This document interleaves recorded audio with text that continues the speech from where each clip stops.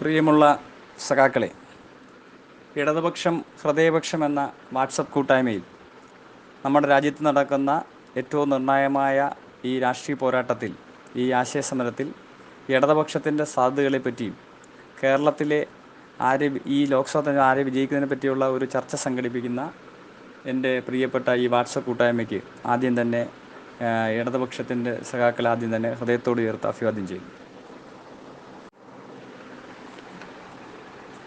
നമ്മുടെ രാജ്യത്ത് 18ാമത് ലോക്സഭാ തെരഞ്ഞെടുപ്പ് നടക്കുന്ന ഈ വേളയിൽ രാജ്യത്തിൻ്റെ ചരിത്രത്തിലെ ഏറ്റവും നിർണായകമായ ഒരു തെരഞ്ഞെടുപ്പാണ് ഇപ്പോൾ നടക്കുന്നത്. നമ്മുടെ രാജ്യത്തിൻ്റെ ചരിത്രം എന്താകണമെന്നും ഭാവി എന്താകണമെന്നും തീരുമാനിക്കപ്പെടുന്ന അതിഗൗരവമായ ഈ തെരഞ്ഞെടുപ്പിൽ ഇന്ത്യൻ പാർലമെൻറ്റിൽ ഇടതുപക്ഷത്തിൻ്റെ ശബ്ദം ഉയർന്നു കേൾക്കേണ്ട ഒരു രാഷ്ട്രീയ സാഹചര്യം നിലനിൽക്കുന്ന ഒരു ഘട്ടത്തിലാണ് ഈ തെരഞ്ഞെടുപ്പ് നടക്കേണ്ടതെന്നുള്ളതാണ് ഈ തെരഞ്ഞെടുപ്പ് ഏറ്റവും വലിയ പ്രാധാന്യം. ഇന്ത്യയിൽ ഈ തെരഞ്ഞെടുപ്പ് നടക്കുമ്പോൾ ഇന്ത്യയിലെ മുഴുവൻ ജനങ്ങളും ഏറ്റവും കൂടുതൽ ഉറ്റുനോക്കുന്നത് കേരളത്തെയാണ്. കേരളത്തെ എല്ലാവരും ഉറ്റുനോക്കാൻ ഒരു പ്രധാനപ്പെട്ട കാരണം, ഫാസിസ്റ്റ് വർഗീയ ശക്തികൾ രാജ്യം ഭരിച്ചുകൊണ്ടിരിക്കുമ്പോൾ ആ ഫാസിസ്റ്റ് വർഗീയ ശക്തികൾക്കെതിരായ ശക്തമായ നിലപാടെടുക്കുന്ന, കേരളത്തിൽ നിന്നും ഒരു സീറ്റ് പോലും ഇതുവരെ ഇന്ത്യൻ പാർലമെൻറ്റിലേക്ക് BJPയുടെ അനുവദിക്കാത്ത ഒരു സംസ്ഥാനമെന്ന നിലയിൽ ഇത്തവണത്തെ തെരഞ്ഞെടുപ്പിൽ കേരളത്തിലെ ജനങ്ങൾ എങ്ങനെ ചിന്തിക്കുന്നുവെന്നും കേരളത്തിലെ ജനങ്ങളുടെ മനസ്സെന്താണെന്നും എല്ലാവരും ഇന്ത്യയിലാകമാനം ലോകത്താകമാനം ഉറ്റുനോക്കുന്ന ഒരു സാഹചര്യത്തിലാണ് ഈ തെരഞ്ഞെടുപ്പ് നടക്കുന്നത്. അതുകൊണ്ട് തന്നെ കേരളത്തിലെ തെരഞ്ഞെടുപ്പ് വിജയങ്ങളും കേരളത്തിലെ ജനങ്ങൾ ആരോടൊപ്പമാണെന്നുള്ളതും തന്നെ ഒരുപക്ഷെ ഈ ലോക്സഭാ തെരഞ്ഞെടുപ്പിൽ ഏറ്റവും കൂടുതൽ ചർച്ച ചെയ്യപ്പെടുന്നതും വിലയിരുത്തപ്പെടുന്ന ഒരു സമീപനമായി മാറിക്കൊണ്ടിരിക്കുകയാണ്. കേരളം ലോകത്തിന് തന്നെ മാതൃകയായി മതനിരപേക്ഷത ഉയർത്തിപ്പിടിക്കുന്ന ഒരു സംസ്ഥാനമായി ദൈവത്തിൻ്റെ സ്വന്തം നാടെന്ന് അവകാശപ്പെടുന്ന കേരളത്തിലെ ജനങ്ങളുടെ വിധിയെഴുത്താണ് എല്ലാവരും ഏറെ പ്രതീക്ഷയോടെ ആകാംക്ഷയോടെ കാത്തിരിക്കുന്നത്. പ്രിയമുള്ള സഖാക്കളെ, ഇടയ്ക്ക് ഒരു ചെറിയ ബുദ്ധിമുട്ട് വരുന്നുണ്ട്. കാര്യം ഇടയ്ക്ക് ഈ കോളുകൾ വന്നുകൊണ്ടിരിക്കുന്നതിൻ്റെ ഒരു ചെറിയ പ്രശ്നമുണ്ട്. അത് നമ്മുടെ സഖാക്കൾ ക്ഷമിക്കണം. ഇന്ന് വളരെ അടിയന്തരമായൊരു മീറ്റിംഗ് ഇതിനിടയ്ക്ക് പാർട്ടി വിളിച്ചു കൂട്ടിയിരുന്നു. ആ മീറ്റിംഗ് കഴിഞ്ഞ് ഇപ്പോഴാണ് വന്നത്. അതുകൊണ്ടാണ് ഈ തീരുമാനിക്കപ്പെട്ട സമയത്ത് നിന്ന് അല്പം താമസിക്കേണ്ടി വന്നത്. പക്ഷേ മീറ്റിംഗ് കഴിഞ്ഞ് വന്നിട്ട് നമ്മുടെ സഖാക്കൾ തന്നെ എന്നെ പല ആവശ്യങ്ങൾക്ക് വിളിച്ചുകൊണ്ടിരിക്കുന്നതുകൊണ്ട് ഇടയ്ക്ക് കോള് വരുന്നതിൻ്റെ ഒരു ചെറിയ പ്രശ്നമുണ്ട്. അത് നമ്മുടെ സഖാക്കൾ ക്ഷമിക്കണമെന്ന് അറിയിക്കുന്നു. കേരളത്തിലെ ഇടതുപക്ഷ പ്രസ്ഥാനം ഈ തെരഞ്ഞെടുപ്പിൽ ഫാസിസ്റ്റ് ശക്തികൾക്കെതിരായി BJPക്കെതിരായി ശക്തമായ ബദൽ ഉയർത്തിപ്പിടിക്കുന്നതിൻ്റെ ഭാഗമായി ഏറ്റവും മികച്ച സ്ഥാനാർത്ഥികൾ അണിനിരത്തിക്കൊണ്ട് 20 പാർലമെൻറ്റ് മണ്ഡലത്തിലും കേരളത്തിലെ ജനങ്ങൾ ആഗ്രഹിക്കുന്ന തരത്തിലുള്ള ഏറ്റവും മികച്ച സ്ഥാനാർത്ഥികളെ തന്നെ അണിനിരത്തിക്കൊണ്ടാണ് ഈ തെരഞ്ഞെടുപ്പിൽ നമ്മൾ മത്സരിക്കുന്നത്. ഈ തെരഞ്ഞെടുപ്പിൽ 20 മണ്ഡലങ്ങളിലും നമ്മുടെ ഇടതുപക്ഷത്തിൻ്റെ സ്ഥാനാർത്ഥികൾ വിജയിക്കേണ്ടതും ഇന്ത്യയിലാകമാനം ഇടതുപക്ഷത്തിൻ്റെ ശക്തി വിളിച്ചറിയിക്കേണ്ടതും ഇന്ത്യൻ പാർലമെൻറ്റിൽ ഈ ഫാസിസ്റ്റ് ശക്തികൾക്കെതിരായ ശക്തമായ നിലപാട് സ്വീകരിക്കുകയും ചെയ്യേണ്ട ഒരു രാഷ്ട്രീയ സാഹചര്യത്തിൽ നമ്മുടെ ഓരോ സ്ഥാനാർത്ഥികളും വിജയിക്കേണ്ട വളരെ പ്രധാനപ്പെട്ട ഒരു ഘട്ടത്തിലൂടെയാണ് ഈ തെരഞ്ഞെടുപ്പ് കടന്നു പോകുന്നത്. നമുക്ക് എല്ലാവർക്കും അറിയാം. അതിലേറ്റവും നിർണായകമായ ഒരു മണ്ഡലമാണ് മാവേലിക്കര പാർലമെൻറ്റ് മണ്ഡലം. മാവേലിക്കര പാർലമെൻറ്റ് നമുക്കറിയാം, 2009 ഇന്നത്തെ മാവേലിക്കര പാർലമെൻറ്റ് മണ്ഡലം രൂപപ്പെടുന്നത്. അടൂർ മണ്ഡലത്തിൻ്റെയും കൊല്ലം മണ്ഡലത്തിൻ്റെ അടൂർ മണ്ഡലത്തിൻ്റെ ഭാഗമായിരുന്ന കൊട്ടാരക്കരയും പത്തനാപുരവും, കൊല്ലം മണ്ഡലത്തിൻ്റെ ഭാഗമായിരുന്ന കുന്നത്തൂരും, അതേപോലെ പഴയ മാവേലിക്കര മണ്ഡലത്തിൻ്റെ ഭാഗമായിരുന്ന മാവേലിക്കര ഉൾപ്പെടെയും, അതേപോലെ തന്നെ പഴയ ആലപ്പുഴ മണ്ഡലത്തിൻ്റെ ഭാഗമായ കുട്ടനാട് ഉൾപ്പെടെയുള്ള മണ്ഡലങ്ങൾ ചേർത്ത് വെച്ചുകൊണ്ടാണ് ഇന്നത്തെ മാവേലിക്കര പാർലമെൻറ്റ് മണ്ഡലം 2009 രൂപീകരിക്കുന്നത്. ആ പാർലമെൻറ്റ് മണ്ഡലം 2009 മാവേലിക്കര പാർലമെൻറ്റ് മണ്ഡലം പുതിയ പാർലമെൻറ്റ് മണ്ഡലം വന്നതിന് ശേഷം 4 ജില്ലയിൽപ്പെട്ടതാണ് ഈ പാർലമെൻറ്റ്. അതാണ് ഏറ്റവും വലിയ പ്രത്യേകത. കൊല്ലം ജില്ലയിലെയും ആലപ്പുഴ ജില്ലയിലെയും പത്തനംതിട്ട ജില്ലയിൽ ഉൾപ്പെടെയുള്ള മണ്ഡലങ്ങളെ കോർത്തിണക്കിക്കൊണ്ടാണ്, കോട്ടയം ജില്ല ഉൾപ്പെടെയുള്ള 4 ജില്ലകളിലെ മണ്ഡലങ്ങളെ കോർത്തിണക്കിക്കൊണ്ടാണ് ആലപ്പുഴ മാവേലിക്കര പാർലമെൻറ്റ് മണ്ഡലം എന്നാണ് ഏറ്റവും പ്രധാനപ്പെട്ട ഒരു വസ്തുത. മാവേലിക്കര പാർലമെൻറ്റ് മണ്ഡലത്തെ രാഷ്ട്രീയമായി നമ്മളെടുത്ത് പരിശോധിച്ച് കഴിഞ്ഞാൽ മാവേലിക്കര പാർലമെൻറ്റ് മണ്ഡലത്തിൽ 7 നിയമസഭാ മണ്ഡലങ്ങളാണുള്ളത്. കുട്ടനാട്, ചങ്ങനാശ്ശേരി, ചെങ്ങന്നൂർ, മാവേലിക്കര, കുന്നത്തൂർ, കൊട്ടാരക്കര, പത്തനാപുരം ഉൾപ്പെടെയുള്ള 7 നിയമസഭാ മണ്ഡലങ്ങളാണുള്ളത്. ഈ 7 നിയമസഭാ മണ്ഡലങ്ങളിലും കഴിഞ്ഞ തെരഞ്ഞെടുപ്പിൽ വിജയിച്ചിരുന്നത് ഇടതുപക്ഷത്തിൻ്റെ MLAമാരാണ്, ഇടതുപക്ഷ സ്ഥാനാർത്ഥികളാണ് വിജയിച്ചിട്ടുള്ളത്. നിയമസഭയിൽ 7 ഇടതുപക്ഷമാണെന്നുള്ളതാണ് ഏറ്റവും വലിയ പ്രത്യേകത. ആ ഇടതുപക്ഷത്തിൻ്റെ പ്രതികൾ നിയമസഭയിലേക്ക് വിജയിച്ചു വന്നതാകട്ടെ വൻപിച്ച ഭൂരിപക്ഷത്തോടുകൂടിയാണ്. 2019 തെരഞ്ഞെടുപ്പിൽ വലിയ ഭൂരിപക്ഷത്തിൽ പാർലമെൻ്റ് മണ്ഡലത്തിൽ വിജയിച്ച UDFന് പക്ഷേ നിയമസഭാ മണ്ഡലം വരുമ്പോൾ LDF വിജയിക്കുന്നതാണ് കാഴ്ചയാണ് കാണുന്നത്. അപ്പോൾ ഇതിൽ നിന്ന് പൊതുവിൽ നമുക്ക് മനസ്സിലാക്കാൻ കഴിയുന്നത് നിയമസഭാ തെരഞ്ഞെടുപ്പ് വരുമ്പോൾ ഇടതുപക്ഷത്തിന് അനുകൂലവും എന്നാൽ പാർലമെൻറ്റ് തെരഞ്ഞെടുപ്പ് വരുമ്പോൾ UDFന് അനുകൂലമായും ചിന്തിക്കുന്ന ഒരു മണ്ഡലമായി മാവേലിക്കര പാർലമെൻറ്റ് മണ്ഡലം പലപ്പോഴും മാറുന്നു എന്നുള്ള വസ്തുതയാണ് നമുക്ക് മനസ്സിലാക്കാൻ കഴിയും.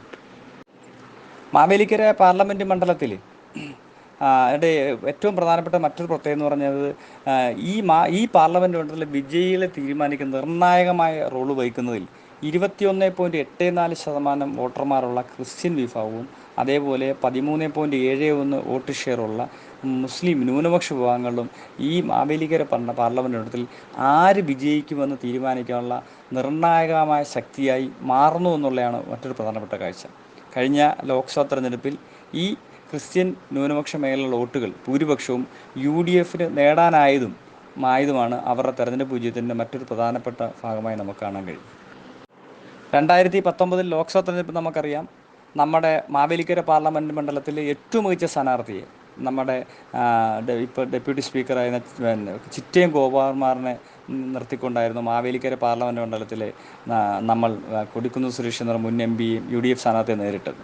പക്ഷേ കഴിഞ്ഞ പാർലമെൻറ്റ് തെരഞ്ഞെടുപ്പുണ്ടായ രാഷ്ട്രീയ സാഹചര്യം ഇന്നത്തെ പോലെയല്ല. ആ രാഷ്ട്രീയ സാഹചര്യം നിരവധിയായ കള്ളപ്രചരണങ്ങളുടെയും ശബരിമല വിഷയങ്ങൾ ഉൾപ്പെടെ വിഷയങ്ങൾ ഉയർത്തിപ്പിടിച്ചും അതേപോലെ രാഹുൽ ഗാന്ധി വയനാട്ടിൽ മത്സരിച്ച് ഉൾപ്പെടെ ഉയർത്തി കാണിച്ചുകൊണ്ട് രാഹുൽ ഗാന്ധി ഭാവിയുടെ ഇന്ത്യയുടെ പ്രധാനമന്ത്രിയാണെന്നും അതുകൊണ്ട് കേരളത്തിലെ ആളുകളുടെ വലിയ പിന്തുണ ലഭിക്കണമെന്നൊക്കെയുള്ള വലിയ പ്രചരണം കഴിഞ്ഞ ലോക്സഭാ തെരഞ്ഞെടുപ്പിൽ കേരളത്തിലാകമാനം പ്രചരിപ്പിക്കുകയും അതിൻ്റെ അടിസ്ഥാനത്തിൽ കേരളത്തിലെ ജനങ്ങളുടെ പ്രത്യേകിച്ച് ന്യൂനപക്ഷങ്ങൾ ഉൾപ്പെടെയുള്ള നല്ല വോട്ട് ഷെയർ UDFന് നേടിയെടുക്കാൻ കഴിഞ്ഞതിൻ്റെ ഭാഗമായി ശബരിമല വിഷയങ്ങളും ഈ രാഹുൽ ഗാന്ധിയുടെ സ്ഥാനാർത്ഥിത്വവും BJPക്കെതിരെ ശക്തമായ വികാരമെല്ലാം ഉയർന്നു വന്നതിൻ്റെ ഭാഗമായി UDFന് കേരളത്തിലെ അന്നത്തെ 19 സീറ്റുകളിലും വിജയിക്കാൻ കഴിഞ്ഞു എന്നുള്ളൊരു വസ്തുത നമുക്ക് എല്ലാവർക്കും അറിയാവുന്നതാണ്. എന്നാൽ 2019 രാഷ്ട്രീയ സാഹചര്യമല്ല ഇപ്പോൾ നിലനിൽക്കുന്നത്. 2019 കേരളത്തിൽ ജനങ്ങളോട് എന്തെല്ലാമാണ് പറഞ്ഞാണ് തെറ്റിദ്ധരിപ്പിച്ച് UDF വിജയിച്ചു പോയത് എന്നുള്ളതും അത് കള്ളപ്രചരണമാണെന്ന് അവർക്ക് ബോധ്യപ്പെട്ട കാലഘട്ടം. കാരണം ഒന്ന് ശബരിമല വിഷയം ഉയർത്തിപ്പിടിച്ചുകൊണ്ടാണ് അന്നൊന്ന് പറഞ്ഞത്. അതെല്ലാം തന്നെ ഇപ്പോൾ യാതൊരു പ്രസക്തിയില്ലാത്ത വസ്തുക്കളായി മാറിക്കഴിഞ്ഞത്. രണ്ടാമത്തെ ഒരു വസ്തുത രാഹുൽ ഗാന്ധി ഉൾപ്പെടെ BJPക്കെതിരെ ശക്തമായ ബദൽ ഉയർത്തുമെന്ന് പറഞ്ഞുകൊണ്ട് പാർലമെൻറ്റിലേക്ക് പോയ കേരളത്തിലെ MP മാർ കോൺഗ്രസിൻ്റെ MP മാർ ഉൾപ്പെടെ രാഹുൽ ഗാന്ധി ഉൾപ്പെടെ MP മാർ BJPക്കെതിരായിട്ട് ശക്തമായ ഒരു നിലപാട് ഇന്ത്യൻ പാർലമെൻറ്റ് സ്വീകരിക്കാൻ കഴിഞ്ഞില്ലെന്ന് മാത്രമല്ല കേരളത്തിൻ്റെ പോലും മാന്യമായ അവകാശങ്ങൾ നേടിയെടുക്കുവാനോ കേരളത്തിന് വേണ്ടി ഒരു വർത്തമാനം ഇന്ത്യൻ പാർലമെൻറ്റ് ഉന്നയിക്കുവാനോ വർഗീയതയ്ക്കെതിരായിട്ടുള്ള പ്രചരണത്തിൽ ഇടപെടാനോ ഒന്നും തന്നെ കോൺഗ്രസ് നേതൃത്വവും അല്ല രാഹുൽ ഗാന്ധി ഉൾപ്പെടെ നേതൃത്വവും കേരളത്തിലെ കോൺഗ്രസ് വിജയിച്ചു പോയ MP മാർക്കും കഴിഞ്ഞില്ല എന്നുള്ളതും കേരളത്തിലെ ജനങ്ങളെ സംബന്ധിച്ച് വളരെ ഗൗരവ വിഷയമാണ്. ഈ തെരഞ്ഞെടുപ്പിൽ കോൺഗ്രസിൻ്റെ നിലവിലെ സ്ഥാനാർത്ഥികൾ മുൻ MP മാരുടെ നേരിടുന്ന ഏറ്റവും വലിയ പ്രധാനപ്പെട്ട പ്രശ്നം വികസന പ്രശ്നം തന്നെയാണ്. കേരളത്തിൽ വിജയിച്ചിട്ട് പോയിട്ടുള്ള MP മാർ കഴിഞ്ഞ 5 വർഷക്കാലം കേരളത്തിലെ ഭരണം LDFനായതുകൊണ്ട് കാര്യമായ കേരളത്തിലെ വികസന പ്രവർത്തനങ്ങളൊന്നും ശ്രദ്ധിച്ചില്ലെന്ന് മാത്രമല്ല കേരളത്തിലെ വികസന പ്രവർത്തനങ്ങൾ തടസ്സപ്പെടുത്താനുള്ള എല്ലാ പരിശ്രമങ്ങളും നടത്തുകയും കേന്ദ്ര ഗവൺമെൻറ് കേരളത്തോട് കാണിച്ച കടുത്ത സാമ്പത്തിക അവഗണനയ്ക്ക് പോലും ഒരക്ഷരം മിണ്ടാതെ BJPയെ സഹായിക്കുന്ന നിലപാടുകളാണ് UDFൻ്റെ MP മാർ അല്ലെങ്കിൽ കേരളത്തിലെ മുൻ MP മാർ ഉൾപ്പെടെ നടത്തിയെന്നുള്ള വസ്തുത കേരളത്തിലാകമാനം ചർച്ച ചെയ്യപ്പെട്ട വിഷയമാണ്. അതേപോലെ തന്നെ ഈ ഇന്ത്യയിൽ ന്യൂനപക്ഷങ്ങളെ വലിയ തോതിൽ വേട്ടയാടപ്പെട്ടപ്പോൾ കാശ്മീരിൻ്റെ പ്രത്യേക പദവി എടുത്തു കളഞ്ഞപ്പോൾ അതേപോലെ തന്നെ പൗരത്വ ഭേദഗതി ബില്ല് ഉൾപ്പെടെയുള്ള വിഷയങ്ങൾ ഉയർന്നു വന്നപ്പോൾ ഒക്കെ തന്നെ ഈ കോൺഗ്രസ് പാർട്ടിയും UDF MP മാരും നിശബ്ദത പാലിച്ചു എന്നുള്ള വസ്തുതയും ഈ തെരഞ്ഞെടുപ്പിൽ ഗൗരവമായ ജനങ്ങൾ ചർച്ച ചെയ്യപ്പെടുന്ന ഒരു വിഷയമാണ്. അത് കഴിഞ്ഞ വർഷത്തിൽ ന്യൂനപക്ഷ മേഖലയിൽ നിന്ന് കിട്ടിയ വോട്ട് ഷെയറിൽ വലിയൊരു ഇടിവുണ്ടാവാൻ ഇത് UDFനെ ബാധിക്കുമെന്നുള്ള വസ്തുതയാണ് ഈ തെരഞ്ഞെടുപ്പ് മറ്റൊരു പ്രധാനപ്പെട്ട പ്രത്യേകത. മറ്റൊന്ന് ഞാൻ നേരത്തെ സൂചിപ്പിച്ചതുപോലെ 21.84% ക്രിസ്ത്യൻ വോട്ടർമാരുള്ള മാവേലിക്കര പാർലമെൻറ്റ് മണ്ഡലത്തിൽ മണിപ്പൂർ ഉൾപ്പെടെയുള്ള വിഷയങ്ങളിൽ ശക്തമായ പ്രതിഷേധം രാജ്യത്താകമാനം ഉയർന്നു വന്നപ്പോൾ മാവേലിക്കര MP മാവേലിക്കര മണ്ഡലത്തിലെ ഭൂരിപക്ഷം ക്രിസ്ത്യൻ വോട്ടുകൾ മേടിച്ച് കഴിഞ്ഞ വർഷം വിജയിച്ചു പോയ മാവേലിക്കര MP കൊടിക്കുന്നിൽ സുരേഷ് കോൺഗ്രസിൻ്റെ പ്രമുഖ നേതാവും പാർലമെൻറ്റ് രംഗത്ത് വളരെ പരിചയസമ്പന്ന വ്യക്തി എന്ന നിലയിൽ അദ്ദേഹം മണിപ്പൂർ ഉൾപ്പെടെ വിഷയങ്ങളിൽ സ്ത്രീകൾ ഉൾപ്പെടെ നഗ്നരായ റോഡിലൂടെ നടത്തുന്ന ഉൾപ്പെടെയുള്ള ക്രൂരമായ നടപടികൾ ഈ രാജ്യത്തുണ്ടായപ്പോൾ അതിനെതിരെ ഇന്ത്യൻ പാർലമെൻറ്റിൽ ശക്തമായ ശബ്ദമുയർത്തുവാനോ അതിശക്തമായ പ്രതിഷേധങ്ങൾ സംഘടിപ്പിക്കുന്നതിനെല്ലാം തന്നെ മാവേലിക്കര പാർലമെൻറ്റ് മെമ്പറായിരുന്ന കൊടിക്കുന്നിൽ സുരേഷും അതോടൊപ്പം തന്നെ കോൺഗ്രസ് നേതൃത്വം പരാജയപ്പെട്ടതും ഈ തെരഞ്ഞെടുപ്പിൽ ഗൗരവമായ ന്യൂനപക്ഷങ്ങളുടെയും ക്രിസ്ത്യൻ വിഭാഗങ്ങൾ ഉൾപ്പെടെ വിഷയത്തിൽ ചർച്ച ചെയ്യപ്പെടുമെന്നുള്ള കാര്യത്തിൽ യാതൊരു തർക്കവുമില്ല.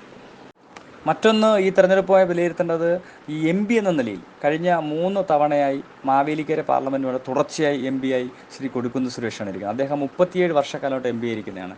കഴിഞ്ഞ മാവേലിക്കര പാർലമെൻറ്റ് ഇന്ന് കാണുന്ന മാവേലിക്കര പാർലമെൻറ്റ് രൂപപ്പെട്ട 2009 അദ്ദേഹം കേന്ദ്ര തൊഴിൽ സഹമന്ത്രിയായി ഇരുന്നു.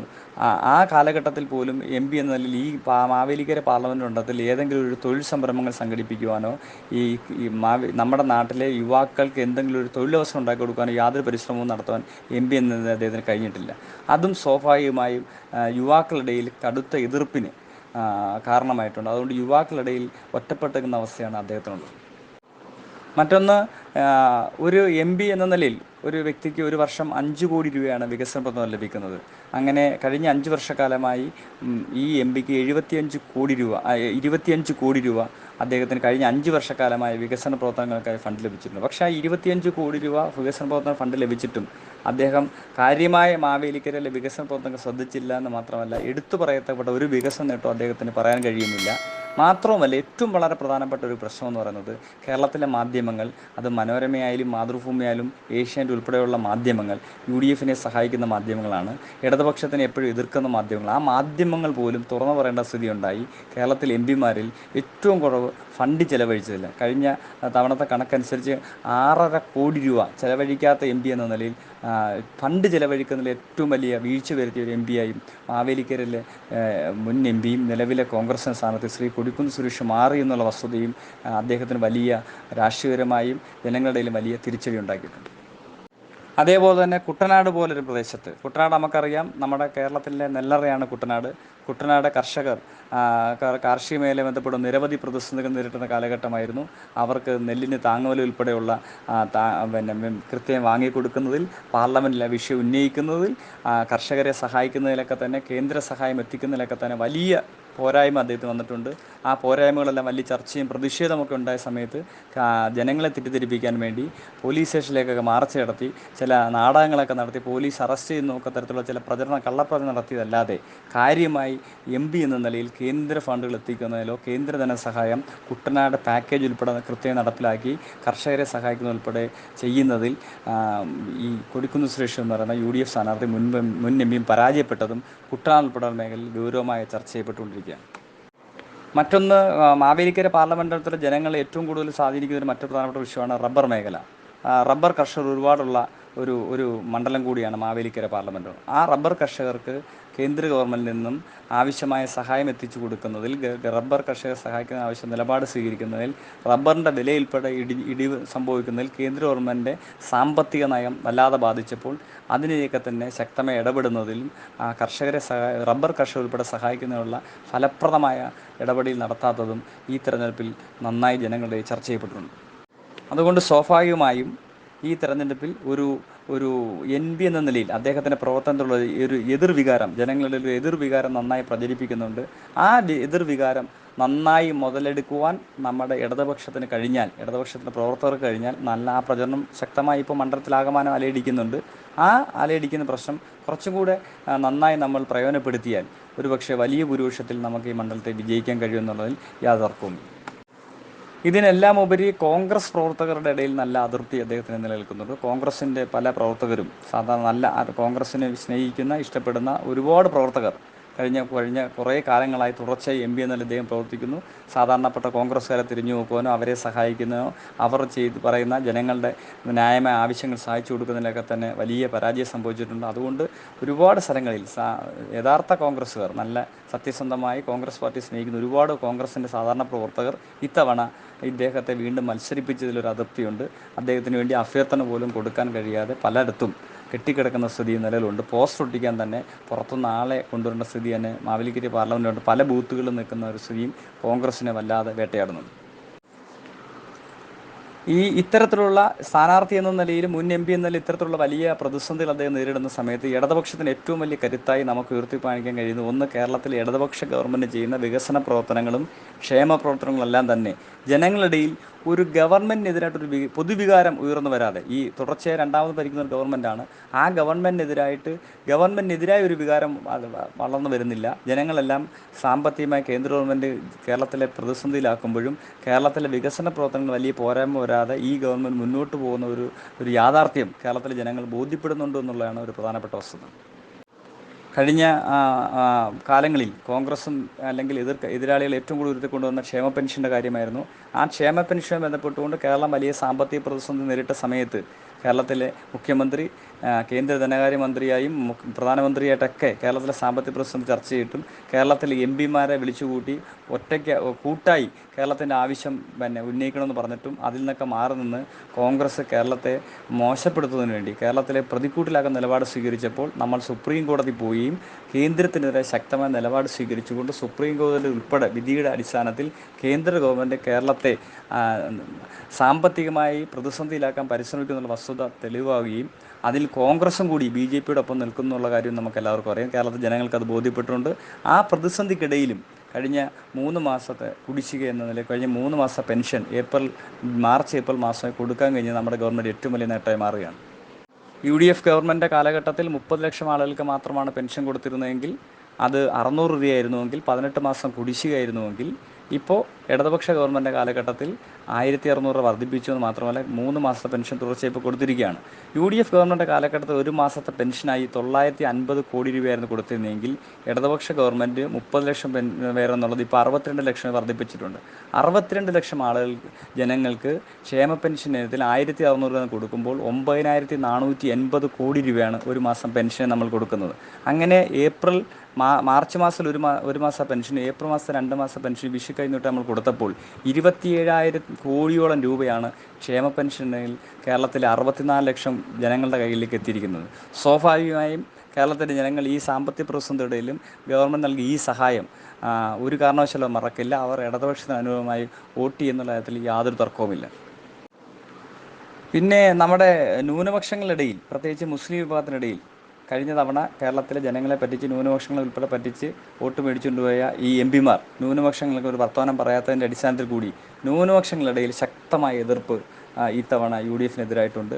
ന്യൂനപക്ഷങ്ങളിടയിൽ ഇടതുപക്ഷമാണ് ശരിയെന്നും കേരളത്തിലെ അല്ലെങ്കിൽ ഇന്ത്യയിലെ ഇടതുപക്ഷ പ്രസ്ഥാനമാണ് BJPക്ക് എതിരെയുള്ള ശരിയായ ബദലെന്നുള്ള ഒരു തിരിച്ചറിവ് വന്നിട്ടുണ്ട്. മാത്രമല്ല കോൺഗ്രസിൻ്റെ നേതാക്കന്മാർ എല്ലാവരും BJPയിലേക്ക് പോകുന്നതും കോൺഗ്രസിനെ വിശ്വസിക്കാൻ കൊള്ളാത്ത ഒരു രാഷ്ട്രീയ പാർട്ടി മാറി എന്നുള്ള വസ്തുതയും ന്യൂനപക്ഷങ്ങൾ നന്നായി ചർച്ച ചെയ്തിട്ടുണ്ട്. കോൺഗ്രസിൻ്റെ 2 മുഖ്യമന്ത്രിമാരുടെ മക്കൾ, പ്രമുഖരായ കോൺഗ്രസിൻ്റെ 2 മക്കൾ BJPയിലേക്ക് പോയതും കോൺഗ്രസ്സിന് വലിയ തിരിച്ചടിയായിട്ടുണ്ട്. അത് ന്യൂനപക്ഷങ്ങളിലൊക്കെ തന്നെ വലിയ എതിർപ്പ് കോൺഗ്രസിന് വന്നിട്ടുള്ള വസ്തുതയുണ്ട്. മാവേലിക്കര പാർലമെൻറ്റ് മണ്ഡലത്തിൽ തന്നെ മത്സരിക്കുന്ന BJPയുടെ സ്ഥാനാർത്ഥി BD JSൻ്റെ സീറ്റായിരുന്നു. ഇത്തവണ BJPക്കാണ് ആ സീറ്റ്. ആ സ്ഥാനാർത്ഥി എന്ന് പറയുന്നത് ബൈജു കലാശാല എന്ന വ്യക്തിയാണ്. അദ്ദേഹം കഴിഞ്ഞ തവണ മാവേലിക്കര നിയമസഭാ മണ്ഡലത്തിൽ അരുൺകുമാറിനെതിരായി കോൺഗ്രസ് ചിഹ്നത്തിൽ, കൈപ്പത്തി ചിഹ്നത്തിൽ മത്സരിച്ച സ്ഥാനാർത്ഥിയാണ്. അദ്ദേഹമാണ് ഇപ്പോൾ BJPയുടെ ചിഹ്നത്തിൽ, താമര ചിഹ്നത്തിൽ കഴിഞ്ഞ തവണ നിയമസഭാ തെരഞ്ഞെടുപ്പിൽ കൈപ്പത്തി ചിഹ്നത്തിൽ മത്സരിച്ച വ്യക്തി ഇപ്പോൾ മാവേലിക്കര ലോക്സഭാ മണ്ഡലത്തിൽ താമര ചിഹ്നത്തിൽ BJPക്ക് വേണ്ടി മത്സരിക്കുകയാണ്. അപ്പോൾ ഈ മാവേലിക്കര പാർലമെൻറ്റിൽ ഉൾപ്പെടെ ഇന്നത്തെ കോൺഗ്രസ് നാളത്തെ BJP ആണെന്നുള്ള വസ്തുത ശരിക്കും ബോധ്യപ്പെട്ടു. മാവേലിക്കര പാർലമെൻറ്റിനോട് ചേർന്ന് നിൽക്കുന്ന മണ്ഡലമാണ് പത്തനംതിട്ട മണ്ഡലം. ആ പത്തനംതിട്ട മണ്ഡലത്തിൽ AK ആൻ്റണിയുടെ മകനായ അനിൽ ആൻ്റണിയാണ് BJPയുടെ സ്ഥാനാർത്ഥി. ഇതെല്ലാം തന്നെ കോൺഗ്രസ്സിന് വലിയ പ്രതിസന്ധി ഉണ്ടാക്കിയിട്ടുണ്ട്. കഴിഞ്ഞ തവണ നമുക്ക് ഈ തെരഞ്ഞെടുപ്പിൽ വിജയിക്കണമെങ്കിൽ ഏറ്റവും ശ്രദ്ധിക്കപ്പെട്ട പ്രധാനപ്പെട്ട വസ്തുത, കഴിഞ്ഞ തവണ നമുക്ക് ഏറ്റവും കൂടുതൽ കോൺഗ്രസിന് ലീഡ് കൊടുത്ത ഒരു മണ്ഡലം ചങ്ങനാശ്ശേരിയായിരുന്നു. 20,000-ലധികം വോട്ടാണ് ചങ്ങനാശ്ശേരി മണ്ഡലത്തിൽ നിന്ന് കഴിഞ്ഞ തവണ UDFന് ലീഡ് ലഭിച്ചത്. അതേപോലെ പ്രധാനപ്പെട്ട ഒരു മണ്ഡലമായിരുന്നു പത്തനാപുരം മണ്ഡലം. 13,000-ലധികം വോട്ടാണ് പത്തനാപുരം മണ്ഡലത്തിന് ലീഡ് ലഭിച്ചത്. ചെങ്ങന്നൂർ മണ്ഡലത്തിന് 10,000-ലധികം വോട്ടാണ് കഴിഞ്ഞ തവണ ലീഡ് ലഭിച്ചത്. കുന്നത്തൂർ മണ്ഡലത്തിൽ നിന്ന് 7,000-ലധികം വോട്ടും, കുട്ടനാട്ടിൽ നിന്ന് 3,000-ലധികം വോട്ടും, മാവേലിക്കരയിൽ 1,100-ലധികം വോട്ടുമാണ് കഴിഞ്ഞ ലോക്സഭാ തെരഞ്ഞെടുപ്പിൽ UDF ലീഡ് ലഭിച്ചത്. പക്ഷേ ഇത്തവണത്തെ സ്ഥിതി വളരെ വ്യത്യസ്തമാണ്. കഴിഞ്ഞ തവണ കൊടിക്കുന്ന് സുരേഷിന് ഏറ്റവും കൂടുതൽ വോട്ട് ലീഡ് ലഭിച്ച ചങ്ങനാശ്ശേരി പാർലമെൻറ്റ് നിയമസഭാ മണ്ഡലം, ആ നിയമസഭാ മണ്ഡലം 20,000-ലധികം വോട്ടാണ് കഴിഞ്ഞ വർഷം ലീഡ് ലഭിച്ചത്. അന്ന് കേരള കോൺഗ്രസ് UDF ഇപ്പോൾ കേരള കോൺഗ്രസ് മാണി ഗ്രൂപ്പ് ഇടതുപക്ഷത്തായതുകൊണ്ട് അവിടെ കഴിഞ്ഞ വർഷം കിട്ടിയ വോട്ടിൽ വൻ ഇടിവ് UDF ഉണ്ടാകുമെന്നും മാത്രമല്ല, അവിടെ ഇപ്പോൾ കേരള കോൺഗ്രസ് ഇടതുപക്ഷത്തോടാണ്, ഇടതുപക്ഷത്തിൻ്റെ ഭാഗമായി നിൽക്കുന്ന MLA ഉൾപ്പെടെയാണുള്ളത്. അതുകൊണ്ട് തീർച്ചയായും ചങ്ങനാശ്ശേരി മണ്ഡലത്തിൽ കഴിഞ്ഞ വർഷം ഉണ്ടായിരുന്ന UDF ലീഡ് കുത്തനെ കുറയും, ഇടതുപക്ഷത്തിന് അവിടെ വലിയ നേട്ടമുണ്ടാക്കാൻ കഴിയുമെന്നുള്ളത് പ്രധാനപ്പെട്ട വസ്തുതയാണ്. മറ്റൊന്ന് കുട്ടനാട് മണ്ഡലമാണ്. കുട്ടനാട് മണ്ഡലത്തിൽ കഴിഞ്ഞ തവണ 3000-ലധികം വോട്ട് UDF ലീഡ് ലഭിച്ച മണ്ഡലമാണ്. പക്ഷേ ഞാൻ നേരത്തെ സൂചിപ്പിച്ചതുപോലെ അവിടുത്തെ കാർഷിക മേഖലയിലെ പ്രതിസന്ധിയും കേന്ദ്ര ഗവൺമെൻറ് സഹായം എത്തിക്കുന്നതിനുള്ള വീഴ്ചയും MP എന്നതിലുണ്ടായ പരാജയമെല്ലാം കുട്ടനാട്ടിൽ നല്ല ചർച്ചയായിട്ടുണ്ട്. അതുകൊണ്ട് സ്വാഭാവികമായും കുട്ടനാട്ടും ഇടതുപക്ഷം നല്ല മേൽക്കൈ ഉണ്ടാകുന്ന സ്ഥിതിയാണ് പൊതുവിലുള്ളത്. മറ്റൊന്ന് പ്രധാനപ്പെട്ട ലീഡ് ലഭിച്ചൊരു മണ്ഡലം പത്തനാപുരമാണ്. പത്തനാപുരത്തെ ഗണേഷ് കുമാറാണ് MLA ആണ്. നിലവിൽ രാഷ്ട്രീയപരമായി നമുക്ക് കോൺഗ്രസിന് സ്വാധീനമുള്ള മണ്ഡലമാണ്. പക്ഷേ ഇപ്പോൾ ഗണേഷ് കുമാർ ഉൾപ്പെടെ മന്ത്രിയിൽ നിന്ന് വളരെ സജീവമായി തെരഞ്ഞെടുപ്പ് രംഗത്ത് സജീവമായി നിന്ന് പ്രവർത്തിക്കുന്ന വ്യക്തി കൂടിയാണ് ശ്രീ ഗണേഷ് കുമാർ. അദ്ദേഹം ഈ തെരഞ്ഞെടുപ്പിൽ ഒരു പ്രധാന ലീഡിംഗ് റോളായി തന്നെ മാറിയിട്ടുണ്ട്. അതുകൊണ്ട് കഴിഞ്ഞ വർഷത്തെ വ്യത്യസ്തമായി പത്തനാപുരത്തും UDFന് വലിയ മേൽക്കൈ ഉണ്ടാകാൻ സാധ്യതയില്ല. അവിടെ ഇടതുപക്ഷത്തിന് അനുകൂലമായ ഒരു സാഹചര്യം ഉരുത്തിരിയുന്നതാണ് നിലവിലുള്ള ഒരു പിക്ചർ. മറ്റൊന്ന് ചെങ്ങന്നൂരാണ്. ചെങ്ങന്നൂരിൽ UDFന് പൊതുവിൽ ലീഡ് ലഭിച്ചുകൊണ്ടിരുന്ന മണ്ഡലമാണ്. പക്ഷേ തുടർച്ചയായി MP എന്ന നിലയിൽ പ്രവർത്തിക്കുന്നതുകൊണ്ടും ഒരു MP എന്ന നിലയിൽ ഒരു എതിർവികാരം ഉയർന്നു വരുന്നതുമെല്ലാം, അതേപോലെ മണിപ്പൂർ ഉൾപ്പെടെയുള്ള വിഷയങ്ങളെല്ലാം തന്നെ ചർച്ച ചെയ്യപ്പെടുന്ന സാഹചര്യത്തിൽ MP എന്ന നിലയിൽ കൊടിക്കുന്ന് സുരേഷിൻ്റെ ഇടപെടലിനകത്ത് വളരെ വലിയ പോരായ്മ വന്നതുകൊണ്ടൊക്കെ ചെങ്ങന്നൂരിൽ മുൻപ് കിട്ടിയതോണൊക്കെ ഒരു ലീഡ് ലഭിക്കാൻ സാധ്യതയില്ലെന്നാണ് നമ്മുടെ കണക്കൂട്ട്. മാവേലിക്കര മണ്ഡലം കഴിഞ്ഞ വലിയ തരംഗം UDFനെല്ലാം ഉണ്ടായിട്ടും വെറും 1000 വോട്ടിൽ മാത്രം UDF ലീഡിലൊതുങ്ങിയ മണ്ഡലമാണ് മാവേലിക്കര മണ്ഡലം. മാവേലിക്കര മണ്ഡലം രാഷ്ട്രീയപരമായി ഇടതുപക്ഷത്തിന് അനുകൂല മണ്ഡലമാണ്. വലിയ ഭൂരിപക്ഷത്തിൽ അരുൺകുമാർ, അതിനു മുമ്പ് രാജേഷ് സാബു എല്ലാം വിജയിച്ച മണ്ഡലമാണ്. അതുകൊണ്ട് മാവേലിക്കര മണ്ഡലം ഇത്തവണ ഇടതുപക്ഷത്തോടൊപ്പം തന്നെയാണ്. ഇടതുപക്ഷത്തിന് നല്ല ലീഡ് പ്രതീക്ഷിക്കുന്ന മണ്ഡലം കൂടിയാണ് മാവേലിക്കര മണ്ഡലം. ഒരുപക്ഷെ ചങ്ങനാശ്ശേരിയിൽ നിന്നും ചെങ്ങന്നൂരിൽ നിന്നൊക്കെ ഒരുപക്ഷെ UDF അല്പം ലീഡ് ലഭിച്ചാൽ പോലും ആ ലീഡിനെ മറികടക്കാൻ വേണ്ടി നമുക്ക് നല്ല ലീഡ് ലഭിക്കാവുന്ന ഒരു മണ്ഡലമായി മാവേലിക്കര മണ്ഡലം മാറിയിട്ടുണ്ട്. ഇടതുപക്ഷത്തിന് വലിയ സ്വാധീനം മാവേലിക്കര മണ്ഡലത്തിലുണ്ട്. ഇടതുപക്ഷം നല്ല ലീഡ് പ്രതീക്ഷിച്ച മണ്ഡലം കൂടിയാണ് മാവേലിക്കര മണ്ഡലം. മറ്റൊരു മണ്ഡലം കുന്നത്തൂരാണ്. കുന്നത്തൂരിൽ കഴിഞ്ഞ തവണ UDFന് 7000-ലധികം ലീഡ് ലഭിച്ച മണ്ഡലമാണ്. ശബരിമല വിഷയങ്ങളും അതേപോലെ ന്യൂനപക്ഷ മേഖലയുടെ ഒരു ഏകീകരണമെല്ലാം ആണ് കുന്നത്തൂർ പോലെ ഇടതുപക്ഷത്തിൻ്റെ കോട്ടയായ, ഇടതുപക്ഷത്തിന് വലിയ സ്വാധീനമുള്ള ഒരു നിയമസഭാ മണ്ഡലമാണ് കുന്നത്തൂർ. തുടർച്ചയായി ഇടതുപക്ഷം നിയമസഭ വിജയിക്കുന്ന മണ്ഡലമാണ്. ആ കുന്നത്തൂർ മണ്ഡലത്തിൽ കഴിഞ്ഞ തവണത്തെ ലീഡ് ശബരിമല വിഷയങ്ങളും അതേപോലെ UDF ന്യൂനപക്ഷങ്ങളുടെ ഏകീകരണമെല്ലാം UDFന് അനുകൂലമായി. പക്ഷേ ഇത്തവണത്തെ പിക്ചർ അങ്ങനെയല്ല. ഇത്തവണ ഇടതുപക്ഷത്തിന് വ്യക്തമായ ലീഡ് ലഭിച്ചു കൊടുക്കാൻ 10,000-ലധികം വോട്ടിന് ലീഡ് ഇടതുപക്ഷം പ്രതീക്ഷിക്കുന്ന ഒരു മണ്ഡലം കൂടിയാണ് കുന്നത്തൂർ. കുന്നത്തൂർ മണ്ഡലത്തിലെ വോട്ടർ കൂടിയാണ് ഞങ്ങളുടെ എല്ലാം പ്രവർത്തന മേഖലയും കുന്നത്തൂർ കൂടിയാണ്. കുന്നത്തൂർ വലിയ ലീഡ്, മാവേലിക്കരോടൊപ്പം തന്നെ വലിയ ലീഡ് പ്രതീക്ഷിക്കുന്ന ഒരു മണ്ഡലമായി കുന്നത്തൂർ മാറിയിട്ടുണ്ട്. കുന്നത്തൂരിലും നമുക്ക് നല്ല ലീഡ് പ്രതീക്ഷിക്കാം.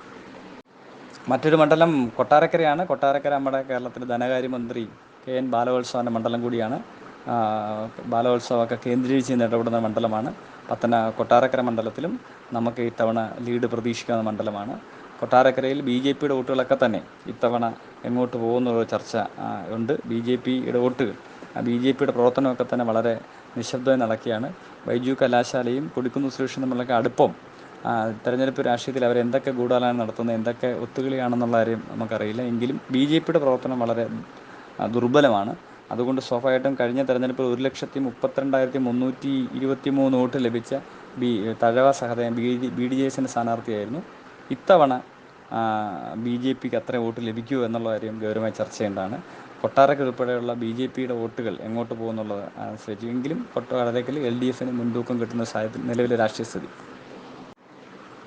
സ്വാഭാവികമായിട്ടും കഴിഞ്ഞ ലോക്സഭാ തെരഞ്ഞെടുപ്പിൽ നമ്മുടെ സ്ഥാനാർത്ഥിക്ക് ചിറ്റയം കോമർ LDF സ്ഥാനാർത്ഥിക്ക് 3,76,497 വോട്ടും UDF സ്ഥാനാർത്ഥിക്ക് 4,37,997 വോട്ടും BJPയുടെ സ്ഥാനാർത്ഥിക്ക് 1,32,323 വോട്ടുമായിരുന്നു.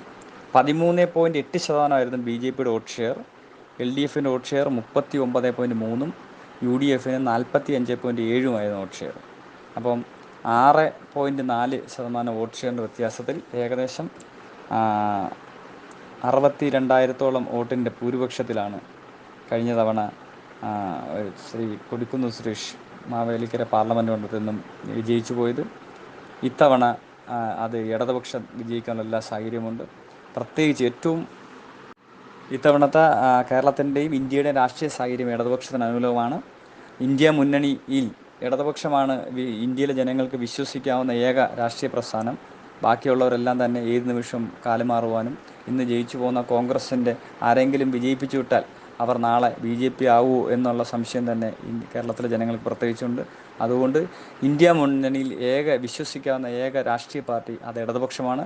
അതുകൊണ്ട് ഇടതുപക്ഷത്തിൻ്റെ MPമാർ വിജയിച്ചു വരണം എന്നുള്ള വസ്തുത ജനങ്ങളുടെ നന്നായി ചർച്ച ചെയ്തിട്ടുണ്ട്. 2004 തെരഞ്ഞെടുപ്പിൽ 2004 നടന്ന തെരഞ്ഞെടുപ്പിൽ ഇടതുപക്ഷത്തിൻ്റെ 19 MPമാർ കേരളത്തിൽ വിജയിച്ചു പോയി ചരിത്രം നമ്മുടെ നാടിനുണ്ട്. ആ കാലഘട്ടത്തിലാണ് BJP മാറ്റി നിർത്തിക്കൊണ്ട് ഒന്നാം UPA സർക്കാരിന് കേരളത്തിൽ ഇടതുപക്ഷത്തിൻ്റെ MPമാരുടെ ഉൾപ്പെടെയുള്ള ഇന്ത്യയിലെ ഇടതുപക്ഷ MPമാർ പിന്തുണ കൊടുത്തതിൻ്റെ 61 MPമാർ പിന്തുണ കൊടുത്ത അടിസ്ഥാനത്തിൽ അന്ന് BJP മാറ്റി നിർത്തുവാൻ നമുക്ക് കഴിഞ്ഞാണ്. അതേപോലൊരു രാഷ്ട്രീയ സാഹചര്യം ഇന്ത്യയിൽ വളർന്നു വരണമെന്നാണ് ഇന്ത്യയിലെ ജനങ്ങൾ ആഗ്രഹിക്കുന്നത്. അതുകൊണ്ട് ഇടതുപക്ഷത്തിൻ്റെ വിജയം എന്ന് പറയുന്നത് ഇന്ത്യയിലെ മതേതരത്വത്തിൻ്റെ വിജയമാണ്. ഇന്ത്യയുടെ ഭരണഘടന സംരക്ഷിക്കുവാൻ, ഇന്ത്യയിൽ വർഗീയത ഇല്ലാതാക്കുവാൻ വേണ്ടി ഇടതുപക്ഷ പ്രസ്ഥാനങ്ങളുടെ MPമാർ ഇന്ത്യൻ പാർലമെൻറ്റ് വരുന്ന അനിവാര്യതയാണ് ഈ തെരഞ്ഞെടുപ്പുള്ളത്. അതുകൊണ്ട് സ്വാഭാവികമായും മാവേലിക്കര പാർലമെൻറ്റ് മണ്ഡലത്തിൽ ഇടതുപക്ഷം അഭിമാന പുരസ്സരം നിർത്തിയ സ്ഥാനാർത്ഥി നമ്മുടെ പ്രിയപ്പെട്ട അഡ്വക്കേറ്റ് CA അരുൺകുമാറാണ്. അരുൺകുമാറിനെ സംബന്ധിച്ച് ഞാൻ നിങ്ങളോട് പറയേണ്ട ആവശ്യമില്ല. ഈ കേരളത്തിലെ പാർലമെൻറ്റ് മണ്ഡലത്തിൽ മത്സരിച്ച ഏറ്റവും ചെറുപ്പക്കാരനായ സ്ഥാനാർത്ഥിയാണ്. വസീഫും അരുൺകുമാറുമാണ് ഈ തെരഞ്ഞെടുപ്പിലെ കേരളത്തിലെ യുവത്വങ്ങൾ. അരുൺകുമാർ വളരെ സാധാരണപ്പെട്ട കുടുംബത്തിൽ ജനിച്ചൊരു ചെറുപ്പക്കാരനാണ്. വളരെ ചെറിയ പ്രായത്തിൽ തന്നെ കർഷക കുടുംബത്തിൽ ജനിച്ചാണ്. വളരെ ചെറിയ പ്രായത്തിൽ തന്നെ സാമ്പത്തിക ബുദ്ധിമുട്ട് അനുഭവിച്ചപ്പോൾ 5ാം ക്ലാസ്സിൽ പഠിക്കുമ്പോൾ തന്നെ KPCയിലെ നാടകവേദികളിലൊക്കെ പോയി ചെറിയ ചെറിയ വേഷങ്ങൾ അഭിനയിച്ച് അതിൽ കിട്ടി ചെറിയ വരുമാനം കൊണ്ട് തന്നെ പഠനം മുന്നോട്ട് കൊണ്ട വ്യക്തിയാണ്. ഡിഗ്രി പഠനം പൂർത്തിയാക്കി, MSW ബിരുദം കരസ്ഥമാക്കി, LLB ബിരുദം കരസ്ഥമാക്കി.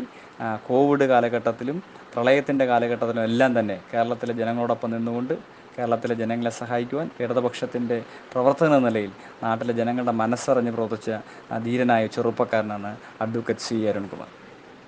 CA അരുൺകുമാറിൻ്റെ സ്ഥാനാർത്ഥിത്വം അല്ലെങ്കിൽ CA അരുൺകുമാറിൻ്റെ സൗമ്യതയും നിഷ്കളങ്കതയും ഇടപെടലെല്ലാം തന്നെ ജനങ്ങളുടെ വലിയ ചർച്ചയായിട്ടുണ്ട്. സ്വീകരണ കേന്ദ്രങ്ങളെല്ലാം അരുൺകുമാറിൻ്റെ നന്ദി പറച്ചിലും ചർച്ചകളും പ്രസംഗങ്ങളും എല്ലാം തന്നെ ജനങ്ങൾ ഏറ്റെടുത്തു കഴിഞ്ഞു. നിഷ്കളങ്കനായ ചെറുപ്പക്കാരനാണ്. മാവേലിക്കര ജനങ്ങൾക്ക് വിശ്വസിച്ച് അരുൺകുമാറിനെ ഇന്ത്യൻ പാർലമെൻറ്റിലേക്ക് അയക്കാം. നമ്മുടെ മാവേലിക്കര മണ്ഡലം കർഷകരുടെയും കശുവണ്ടി തൊഴിലാളികളുടെയും റബ്ബർ കർഷകരുടെയൊക്കെ നാടാണ്. ആ നാട്ടിലെ ജനങ്ങളുടെ അവകാശങ്ങൾ നേടിയെടുക്കുവാൻ വേണ്ടി അവരുടെ ശബ്ദമായി മാവേലിക്കര പാർലമെൻറ്റ് മണ്ഡലത്തിൽ നിന്നും അഡ്വക്കേറ്റ് CA അരുൺകുമാർ വിജയിച്ചു പോയാൽ നമുക്ക് ഉറച്ചു പറയാം നമ്മുടെ നാടിൻ്റെ പ്രശ്നങ്ങൾ ഇന്ത്യൻ പാർലമെൻറ്റ് ഉയർത്തും. മോഡിക്കെതിരായിട്ട് അതേപോലെ BJPക്കെതിരായിട്ടുള്ള ശക്തമായ വാക്കായി നമ്മുടെ അഡ്വക്കേറ്റ് CA അരുൺകുമാർ മാറും. അതുകൊണ്ട് തീർച്ചയായും ഈ ഏപ്രിൽ മാസം 26-ാം തീയതി നടക്കുന്ന തെരഞ്ഞെടുപ്പിൽ ബാലറ്റ് ബോക്സിലെ ആദ്യത്തെ പേര് തന്നെ നമ്മുടെ അഡ്വക്കേറ്റ് CA അരുൺകുമാറിൻ്റെയാണ്. ഒന്നാമത്തെ ക്രമ നമ്പർ അരുൺകുമാറിൻ്റെയാണ്. അതുകൊണ്ട് എല്ലാവരും അഡ്വക്കേറ്റ് CA അരുൺകുമാറിനെ ഏപ്രിൽ മാസം 26-ാം തീയതി പോളിംഗ് ബൂത്തിലേക്ക് ചെന്ന് വോട്ട് കൊടുത്ത് വിജയിപ്പിക്കാൻ വേണ്ടി എല്ലാവരും തയ്യാറായിരിക്കുകയാണ്. ആ വിജയം കുറച്ചുകൂടി കരുത്തുറ്റതാക്കാൻ വേണ്ടി കൂടുതൽ പുരുഷ വിജയിക്കാൻ വേണ്ടിയുള്ള വലിയ പ്രവർത്തനം നടത്താൻ നമുക്കെല്ലാവർക്കും നന്നായി പരിശ്രമിക്കണം. ചാനൽ ചർച്ചകളിൽ പോലും അല്ലെങ്കിൽ ചാനലുകളെല്ലാം തന്നെ നമുക്കെതിരായി പറയുന്നവരാണ്. അവർ പോലും മാവേലിക്കര മണ്ഡലത്തിൽ ഇത്തവണ LDF വിജയിക്കാൻ സാധ്യതയുണ്ട് എന്നൊരു നിഗമനത്തിൽ എത്തിക്കഴിഞ്ഞിട്ടുണ്ട്. അത് വെറുതെ പറയുന്നതല്ല. മാവേലിക്കര ഇടത്തോട്ട് തന്നെ ചിന്തിച്ചു തുടങ്ങിയിരിക്കുന്നു. മാവേലിക്കര ഇത്തവണ ഒരു മാറ്റമുണ്ടാകും. അഡ്വക്കേറ്റ് CA അരുൺകുമാറിലായിരിക്കും ആ മാറ്റമുണ്ടാകുന്നത്. ആ മാറ്റം ഇന്ത്യൻ പാർലമെൻറ്റിൽ ഇടതുപക്ഷൻ്റെ ശബ്ദം ഉയർത്തിപ്പിടിക്കുന്നതിനും അതോടൊപ്പം തന്നെ കേരളത്തിലെ ഇടതുപക്ഷ ഗവൺമെൻറ് നടപ്പിലാക്കുന്ന പിണറായി വിജയൻ നേതൃത്വത്തിലുള്ള ഗവൺമെൻറ് ചെയ്യുന്ന ഉപകാരപ്രദമായ വികസനക്ഷേമ പദ്ധതികളും അതേപോലെ ഒരു ഗവൺമെൻറ് എങ്ങനെയായിരിക്കണം മോഡലാവേണ്ടത് എന്ന് കാണിച്ചു നൽകിക്കൊണ്ട് ഈ ഫാസിസ്റ്റ് ശക്തികൾക്കെതിരായി ശക്തമായി പോരാടിയും പ്രതിരോധിച്ചും കോടതിയിൽ പോയും ഒക്കെ തന്നെ എങ്ങനെയാണ് ഈ പ്രതിസന്ധിയെ മുന്നോട്ട് നയിക്കേണ്ടതെന്ന് മറ്റ് സംസ്ഥാനങ്ങൾക്ക്, BJP ഇതര സംസ്ഥാനങ്ങൾക്ക് കാണിച്ചു കൊടുക്കുന്ന ഒരു മാതൃകയായ സംസ്ഥാനമാണ് കേരളം. ആ മാതൃകയായ സംസ്ഥാനത്തിൽ ഇടതുപക്ഷം നടത്തുന്ന പ്രവർത്തനത്തിന് സ്വാഭാവികം കേരളത്തിലെ ജനങ്ങൾ അതിന് പിന്തുണ നൽകും. ആ പിന്തുണ ഈ ഏപ്രിൽ 26 തെരഞ്ഞെടുപ്പിൽ കേരളത്തിലെ 20 ലോക്സഭാ മണ്ഡലത്തിലും ഇടതുപക്ഷം തന്നെ ചിന്തിക്കും. നമുക്ക് വളരെയധികം സന്തോഷിക്കാവുന്ന ഒരു നല്ല റിസൾട്ടായിരിക്കും പുറത്തു വരുന്നത്. അതിനുവേണ്ടി നമുക്കെല്ലാവർക്കും കൂട്ടായി പരിശ്രമിക്കാം. ഇത്തരത്തിൽ ചർച്ച സംഘടിപ്പിക്കാൻ വേണ്ടി മുൻകൈയെടുത്ത ഇതിൻ്റെ പ്രവർത്തകർക്കെല്ലാം പ്രത്യേകം അഭിനന്ദനം അറിയിക്കുന്നു. വളരെയധികം തിരക്കുള്ള സമയമായതുകൊണ്ട് ഒരുപാട് പോരായ്മകളൊക്കെ വന്നിട്ടുണ്ടാകും. അതെല്ലാം സഹകരിച്ചതിനും എന്നെ ഈ ചർച്ചയ്ക്കായിട്ട് വിളിച്ചതിനുമൊക്കെ ഇതിൻ്റെ പ്രവർത്തകരോട് പ്രത്യേകം നന്ദിയും കടപ്പാടും അറിയിച്ചുകൊണ്ട്, എല്ലാവിധ അഭിനന്ദനവും അറിയിച്ചുകൊണ്ട്, നമുക്കെല്ലാവർക്കും സന്തോഷിക്കാവുന്ന, കേരളത്തിലെ ജനങ്ങൾക്ക് സന്തോഷിക്കാവുന്ന ഒരു നല്ല തെരഞ്ഞെടുപ്പ് റിസൾട്ട് വരട്ടെ. അതിനുവേണ്ടി കേരളത്തിലെ ജനങ്ങൾ തയ്യാറാവട്ടെ എന്ന് പറഞ്ഞുകൊണ്ട് നിർത്തുന്നു. നന്ദി. ലാൽ സലാം സഹകളെ.